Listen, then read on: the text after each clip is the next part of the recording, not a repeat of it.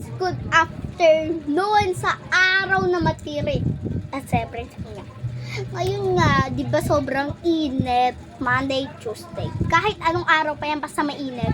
May init talaga, tirik na tirik yung araw. Sa video hindi matirik, pero dito sobrang tirik. Maano yung mata ko. And syempre nga, may naiisip ko. Kasi sobrang init, nagpagupit ako, and yung bangs, ginawa ko yan kasi nga, di ba, nabawasan ako ng sobrang daming buhok.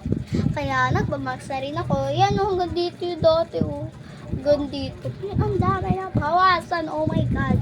Kapag tumayo ko yun, malalaman nyo kung saan kayo. And ngayon, kasi sobrang init, di ba?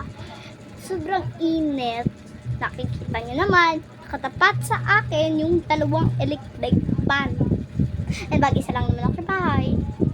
Kaya, naiisip ko kayo. Siyempre, sobrang init. Oh my God. Yan, tumitirik na naman. Sa sobrang init, naisip ko, biyerno na to. Oh my God. Sabi ko, oh my God, biyerno na to. Kaninang umaga ko pa yun naiisip, biyerno na to. Kasi nga, may narinig ako sa kapitbahay ko na sumigaw siya.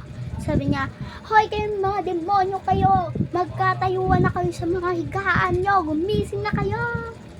And oh my God, sabi ko, impyerno na to. Oh my God. Okay.